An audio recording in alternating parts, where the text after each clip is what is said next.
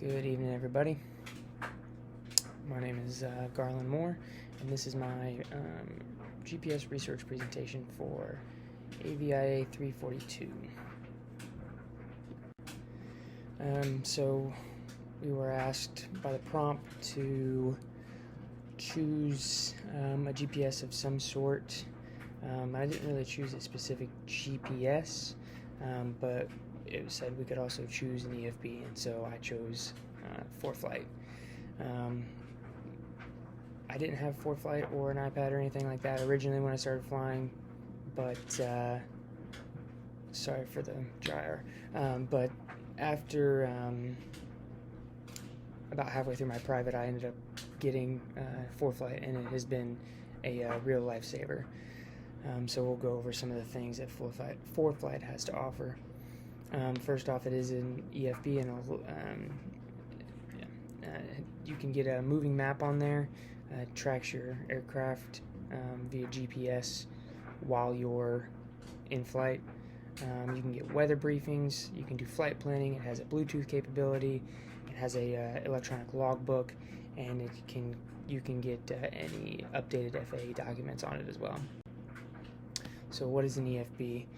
An EFB stands for an electronic flight book. And it's basically anything you would need for the aircraft or the flight electronically. It cuts back on the paper and the amount of books and things you need to carry with you. It can carry any plane documents that might need to be there, such as POH or AFM, and then it can carry pilot documents. Your electronic logbook. You can scan and email a copy of your medical to there, and all that good stuff. So like I said earlier, moving map. This can be synced if you have the ability, or the capability, I should say, in your aircraft. It can be synced to the GPS data from your aircraft. It doesn't have to be synced. It can, as long as it has a signal with GPS. ForeFlight app can be used as a backup or redundant for anything like that. It's compatible with the portable Sentry units. I'm sure some of you have seen those, or all of you have seen those. And I don't have one personally, but I've used them during flight training with some other commercial students that I fly with from time to time, and they're a big help, especially during busy airspaces, or transiting through busy airspaces. Excuse me. And the moving map, it does have ADS-B as long as you have a cell service. If you don't have cellular service on your iPad, or if you're using it on your phone, if you are synced up to your airplane's avionics and that have an ADS-B, it can project that onto the moving map that is on the iPad there. Weather briefings. You can get full Outlook briefings via the ForeFlight app, and that has been very helpful for me in flying longer cross-country flights for my commercial training. As well with that, you can get ATIS, AWOS, ASOS at any reporting airport.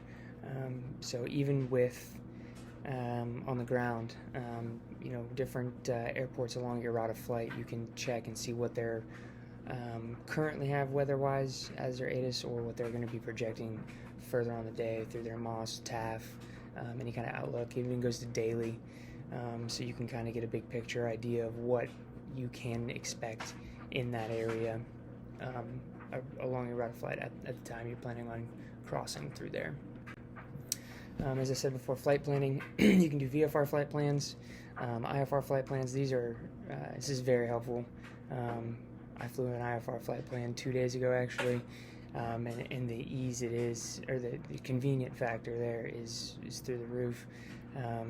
Show up to the flight school, pre-flight the aircraft, go back in. We had a general idea of where we were going, and we'd already done some pre-ish weather briefings and whatnot, but I hadn't filed anything, so I went ahead to the ForeFlight app, punched in the route we'd like to take. It even suggests routes for however, whatever route. Luckily, mine cross country that I was doing was only 100 nautical miles, so I was able to go direct to. But if I had needed to file, around a certain airspace or a TFR or something like that, or hit different waypoints around for weather and whatnot, I could plug those right in, and it all files in there for me.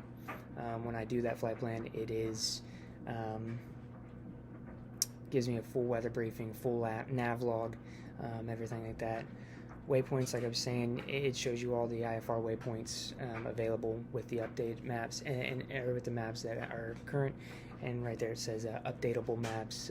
All you got to do is it'll let you know when it's time to download new maps and update your maps, and then you're always in. Your maps are always good. Bluetooth, like I said earlier, if you don't have wire or cellular via your whatever device you're using the ForeFlight app through, it can sync via Bluetooth to your avionics suite in your cockpit, so that is huge. This one seems a little silly, but music. There's a function in our panel that we use at my flight school, and on longer cross countries, my flight instructor and I will have music in the background, and it's a little silly, and it's not obviously important, but it does help on those long 250, 300 mile cross countries. You're in the plane for 2 or 3 hours at a time in between stops, and if you're going through an area that's not particularly heavy with radio traffic, or it's very calm VFR day, it can get a little quiet, so that's definitely nice.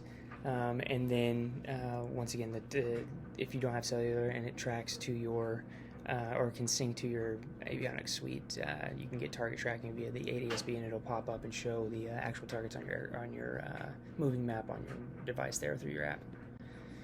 The logbook, just the ability to track all of your flight hours in one easy, convenient electronic space is great. You can even use a paper logbook like myself, and I back that up with the logbook feature in the ForeFlight app. It separates everything out from VFR hours, IFR hours, actual, simulated, everything like that. And it's, like I said, it's just one nice, easy, convenient location.